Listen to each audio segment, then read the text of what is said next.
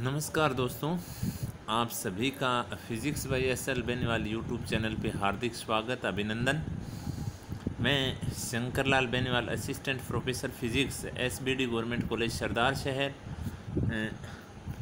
हम पढ़ रहे हैं बीएससी सेकेंड ईयर की book kinetic theory of gases की प्रथम यूनिट। इस यूनिट में मैं आपको postulates of kinetic theory of gases, pressure of an ideal gas, temperature interpretation and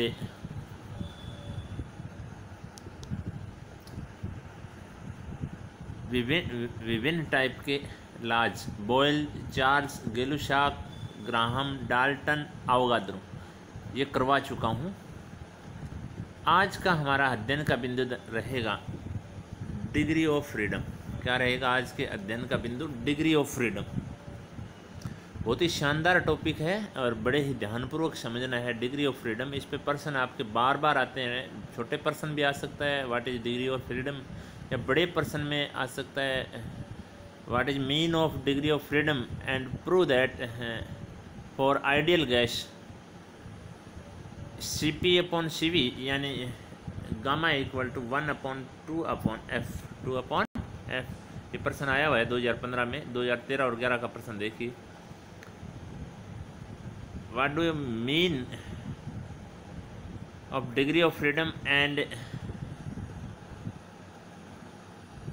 equipartition energy law, equipartition energy law.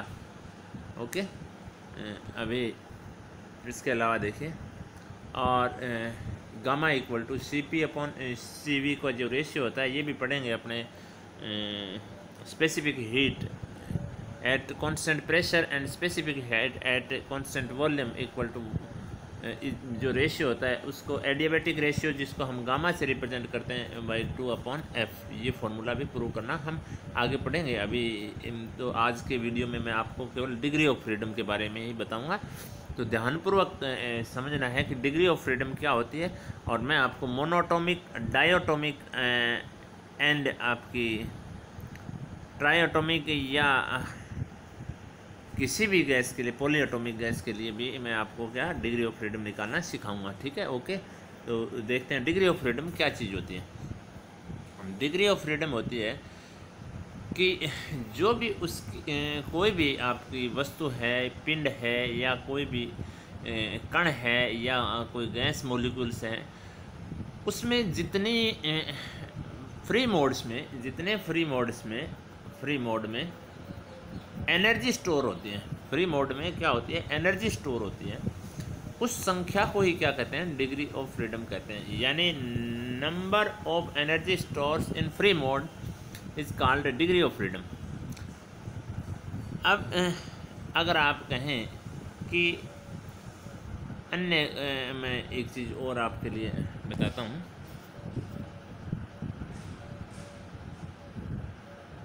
Sorry for disturbance.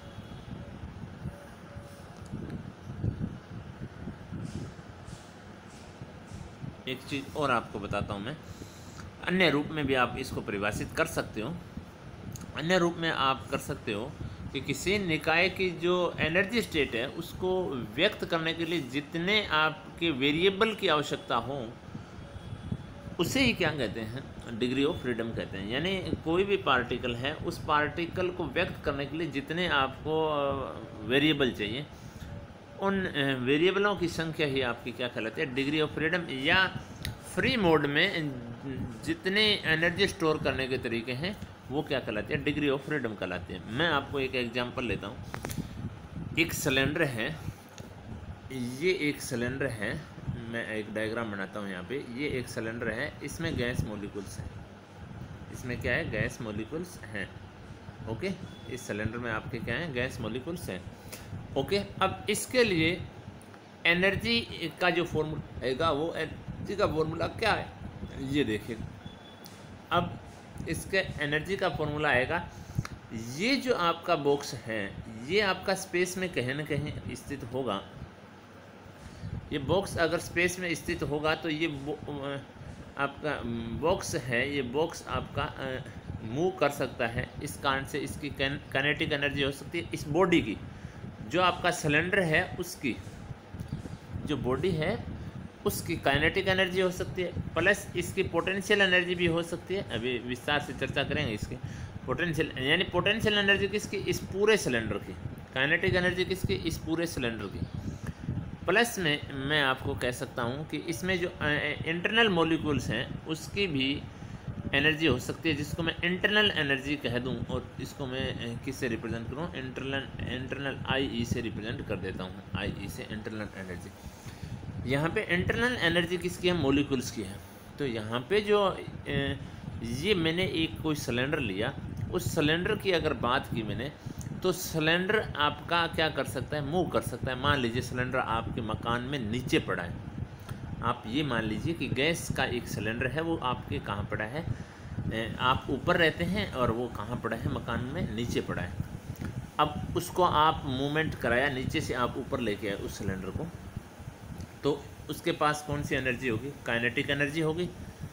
अब potential energy भी है वहाँ पे। पोटेंशियल एनर्जी इस बॉडी की कैसे है, इस सिलेंडर की किस प्रकार से है कि जैसे आप ऊंचाई पे इसको लेकर जा रहे हो इस सिलेंडर को, तो पोटेंशियल एनर्जी का मतलब ये है कि ग्रेविटेशनल पोटेंशियल एनर्जी होगी। कोई ये कहे कि ये चार्ज पार्टिकल हैं, मॉलिक्यूल्स हैं, उसमें चार्ज भी हैं, तो आपने बाहर इलेक्ट्रिक फील्ड लगा दिया तो आपकी इलेक्ट्रिक पोटेंशियल एनर्जी भी हो सकती है। और भी आपकी एनर्जी हो सकती है। हवा का इस पे क्या लगता है, घर्षण बल लगता है, उसके कारण भी कोई एनर्जी जनरेट हो सकती है। तो इस बॉडी की जो एनर्जी है वो काइनेटिक एंड पोटेंशियल एनर्जी आपकी है। अब जो इंटरनल एनर्जी है वो क्या है, गैस के मॉलिक्यूल्स की है। अब इंटरनल एनर्जी गैस के मॉलिक्यूल्स की है। अब आप कल्पना कीजिए कि ये सिलेंडर आपका मूवमेंट नहीं कर रहा, तो सिलेंडर मूवमेंट नहीं कर रहा है, इसका मतलब काइनेटिक एनर्जी आपकी क्या होगी, जीरो होगी। काइनेटिक एनर्जी, बॉडी की काइनेटिक एनर्जी क्या होगी, जीरो होगी। अब आपको कल्पना ये करनी है कि ये जो आपका सिलेंडर है ये ग्रेविटेशन रहित फील्ड में रखा हुआ है। ये सिलेंडर क्या रखा हुआ है, ग्रेविटेशन रहित फील्ड में रखा हुआ है। तो इसकी पोटेंशियल एनर्जी भी नहीं होगी, इस पर किसी प्रकार का भी एक्सटर्नल फोर्स अप्लाई नहीं हो रहा बॉडी पे। किस पे, केवल सिलेंडर की बात कर रहा हूँ मैं यहाँ पे, इंटरनल।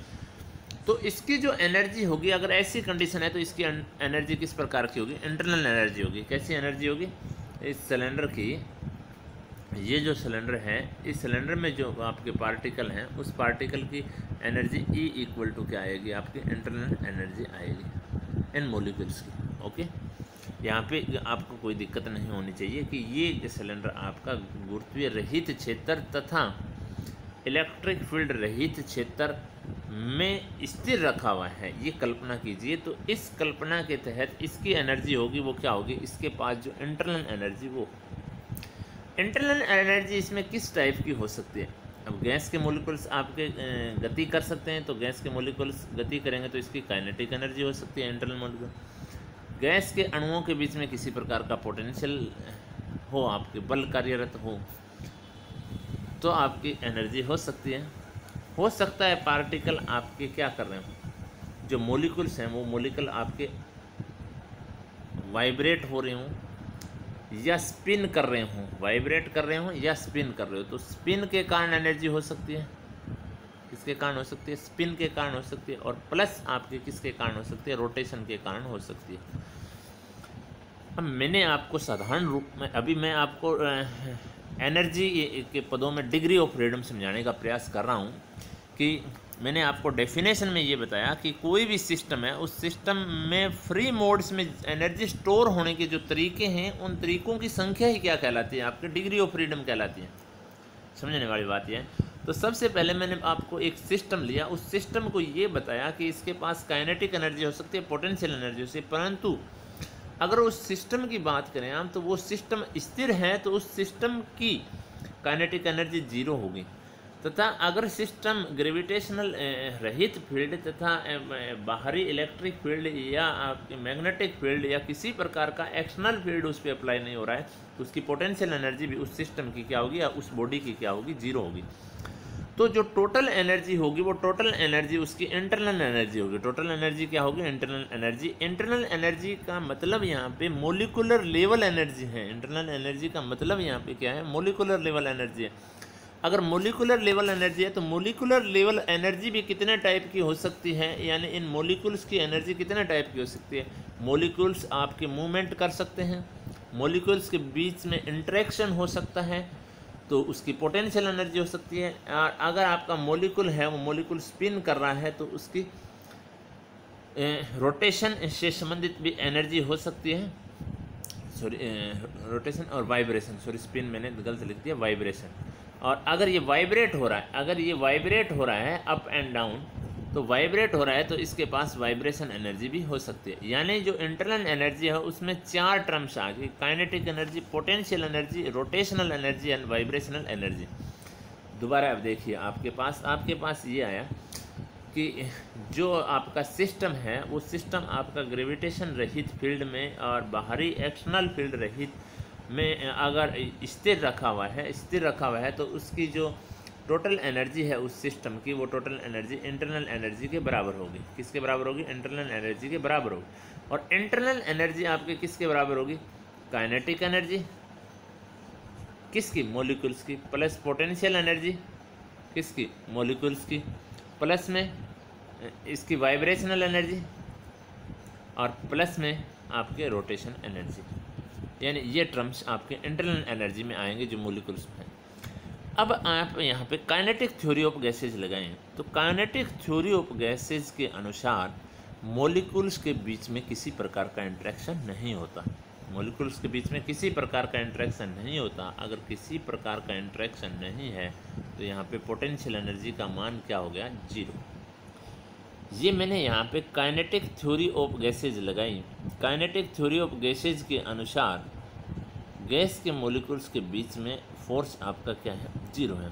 अगर फोर्स आपका 0 है तो पोटेंशियल एनर्जी का मान क्या आएगा? 0 आएगा। और पोटेंशियल अगर 0 होगी तो टोटल जो एनर्जी आई, जो सिस्टम की टोटल एनर्जी आई, तो वो टोटल एनर्जी इंटरनल एनर्जी के बराबर। और इंटरनल एनर्जी अब काइनेटिक थ्योरी ऑफ गैसेज के अनुसार क्या आएगी? काइनेटिक एनर्जी और प्लस में क्या होगी? रोटेशनल एनर्जी और प्लस में क्या होगी? Vibrational energy. ये 3 टर्म्स आपके पास आ गए। ओके, तो अब आपके पास इंटरनल एनर्जी की 3 टर्म्स आए। अब स्थानांतरण से संबंधित या अगर मूवमेंट हो रहा है तो काइनेटिक एनर्जी, घूर्णन से संबंधित, अब उसके अलावा आपके वाइब्रेशन से संबंधित आपकी एनर्जी। अब देखिए, मैं आपको इन तीनों के बारे में विस्तार पूर्वक आपको अलग अलग टाइप से करवाता हूँ, अलग अलग गैसों को लेकर, मोनोटॉमिक, डायटॉमिक और आपके मोनोटॉमिक के बारे में। देखिए यहाँ पे आपके अगर आपके काइनेटिक एनर्जी की बात करें, काइनेटिक एनर्जी तीनों टाइप की गैसेज मैं लेता हूँ। मोनोटॉमिक लेता हूँ। ये पार्टिकल है आपका, ये पार्टिकल है, ये पार्टिकल आपका एक्स डायरेक्शन में जा सकता है, वाई डायरेक्शन में जा सकता है एंड जेड डायरेक्शन में भी जा सकता है। इसका मतलब इसकी वेलोसिटी जो आप काइनेटिक एनर्जी है इसका अगर मोनोटॉमिक है तो 1/2 m x डॉट स्क्वायर यानी v square plus half m y dot square plus half m z dot square. Okay, तो काइनेटिक एनर्जी या ट्रांसपोर्टेशन हो रहा है यहाँ पे, तो ट्रांसपोर्टेशन से संबंधित से जो आपकी डिग्री ऑफ फ्रीडम नज़र आ रही है वो कितने डिग्री ऑफ फ्रीडम है? 3। कितने नज़र आ रही हैं आपको? 3। कितने नज़र आ रही हैं? 3। मोनोटॉमिक के लिए कितने? मोनोटॉमिक के लिए। अब मोनोटॉमिक में क्या रोटेशन होता है? मोनोटॉमिक में रोटेशन होता है? हाँ, हो सकता है। मोनोटॉमिक में रोटेशन हो सकता है। ये पार्टिकल है, ये आपका रोटेशन कर सकता है। अगर रोटेशन कर सकता है तो क्लॉकवाइज या एंटी क्लॉकवाइज, तो क्लॉकवाइज या एंटी क्लॉकवाइज। यहाँ पे मैं दोबारा से इसको लिखता हूँ। आपकी जो काइनेटिक एनर्जी थी उसकी टर्म्स तो आपके पास आई 1/2 m x dot square plus 1/2 m y dot square और प्लस 1/2 mz²। ओके, अब यहाँ पे रोटेशन देखिए इसका, रोटेशन, ये रोटेशन। तो मोनोटोमिक के लिए डायरेक्टली आप एक सिंपल एक्स के सापेक्ष लें तो I⍵² लेंगे अगर रोटेशन कर रहा है तो। अगर I⍵² लिया तो I की जो वैल्यू होती है सब जानते हैं mr² होती है। यहाँ पे r की वैल्यू क्या होगी, ये अक्स है, इस एक्स के प्रति ये रोटेट हो रहा है, r की वैल्यू क्या होगी, बहुत कम, तो उसका वर्ग क्या होगा, और कम। तो I की वैल्यू बहुत कम होगी, अगर I की वैल्यू बहुत कम होगी तो ये क्या मानी जा सकती है, नेग्लिजिबल मानी जा सकती है। मोनोटोमिक के लिए ये क्या मानी जा सकती है, नेग्लिजिबल मानी जा सकती है। सामान्य टेम्परेचर पे मोनोटोमिक गैस आपकी वाइब्रेट नहीं होती। नॉर्मल टेम्परेचर पे मोनोटोमिक गैस क्या नहीं होती, वाइब्रेट नहीं होती। तो वाइब्रेशन से संबंधित भी इसमें किसी टाइप की एनर्जी नहीं आएगी। तो मोनोटोमिक गैस की टोटल एनर्जी सिस्टम में अगर मोनोटोमिक गैस रखी है तो काइनेटिक थ्योरी ऑफ गैसेज के अनुसार उसकी जो इंटरनल जो एनर्जी होती है वो काइनेटिक एनर्जी के इक्वल होती है। अगर काइनेटिक एनर्जी के इक्वल होती है तो काइनेटिक एनर्जी को 3 टर्म्स में लिखा जा सकता है, 3 टर्म्स में लिखा जा सकता है। अर्थात मोनोटोमिक गैस के लिए डिग्री ऑफ फ्रीडम का मान क्या होगा, 3 होगा। मोनोटोमिक गैस के लिए डिग्री ऑफ फ्रीडम का मान क्या होगा, 3 होगा।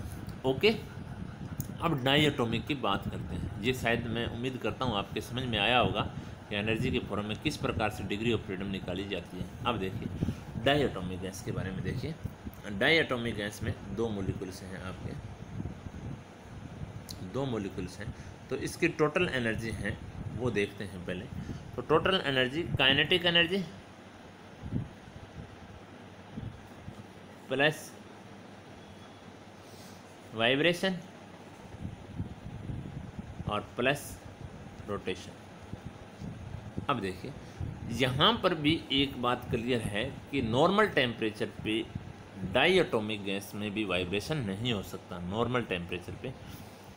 अब ये जो आपका मॉलिक्यूल्स है, जैसे मैंने एग्जांपल आपको मोनोटोमिक के एग्जांपल नहीं दिए, हीलियम, आर्गन, नियोन, जिनोन और क्रिप्टॉन, ये सब गैसें हैं, वो कौन सी है, मोनोटोमिक है। डायटोमिक पे क्या आएगा, डायटोमिक की बात अगर करें तो डायटोमिक में O2, H2, N2 आदि गैसें आ जाएंगी आपकी। ठीक है, तो मैं ये मान लेता हूँ कि O2 है। यहाँ पे जो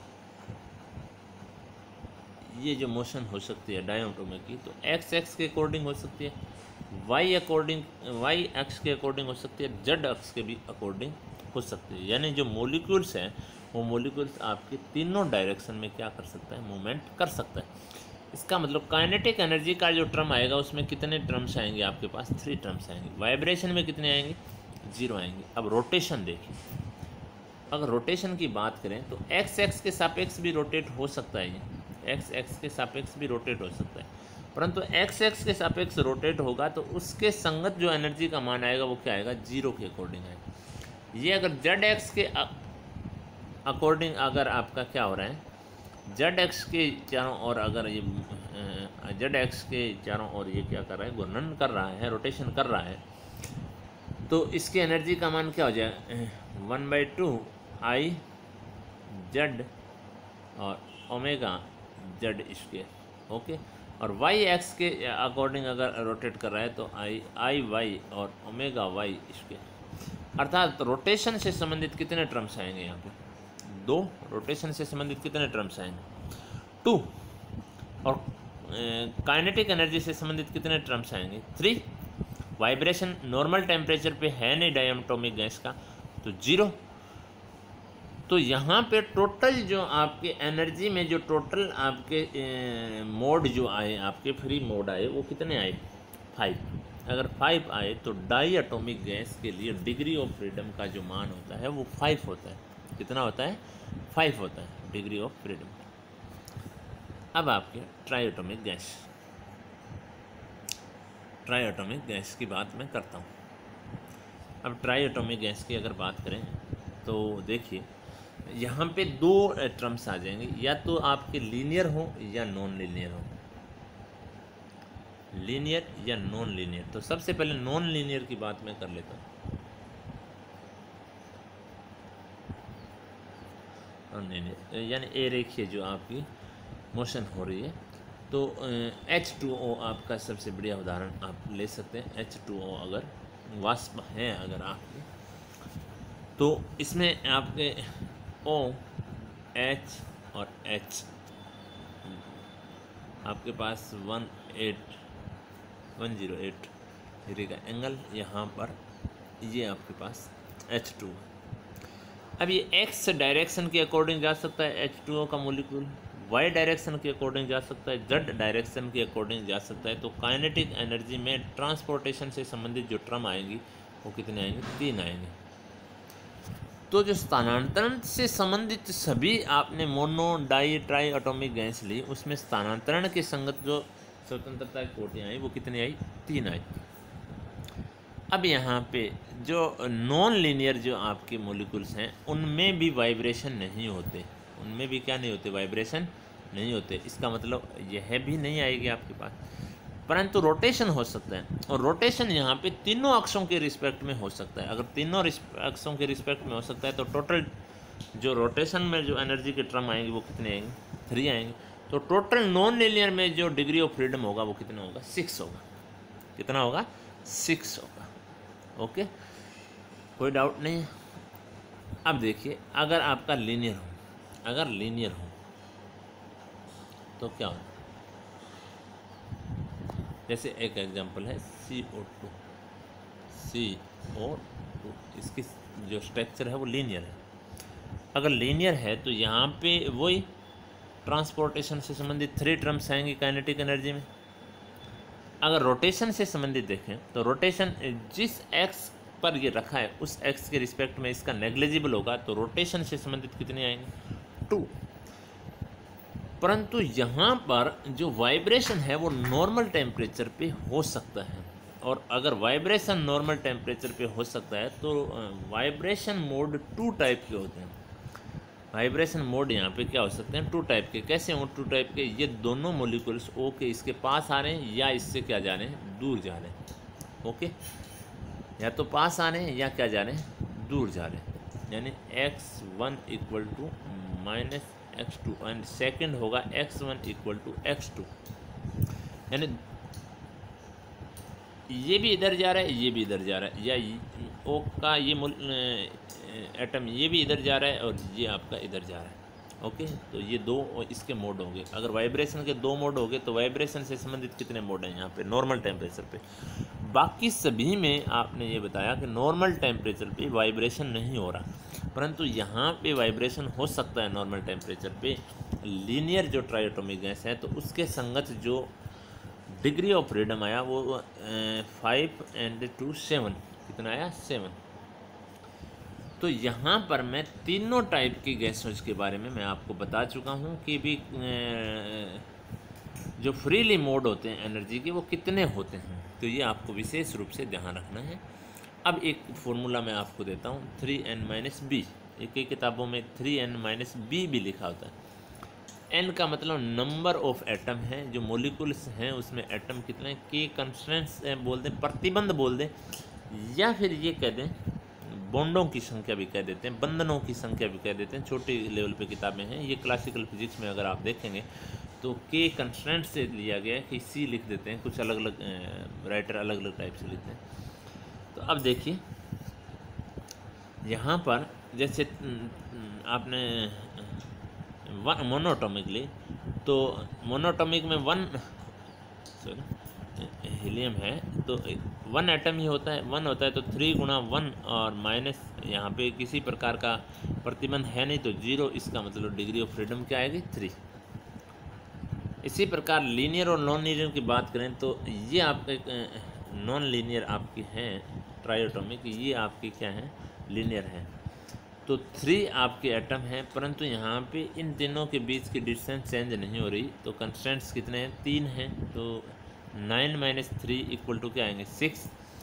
यहाँ पे 2 टाइप के कंस्टेंट्स हैं और 2 टाइप के हैं, तो 3 × 3 9, और 9 में से अगर 2 आप सब्ट्रैक्ट कर देंगे तो आपके पास कितने आएंगे 7।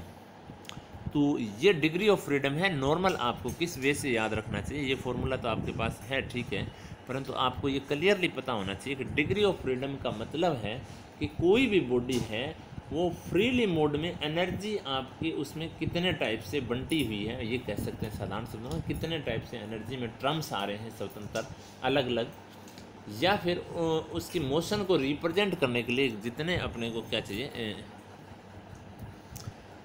वेरिएबल चाहिए, उन वेरिएबलों को क्या कहते हैं, डिग्री ऑफ फ्रीडम कहते हैं। ओके, आज के लिए इतना है, धन्यवाद।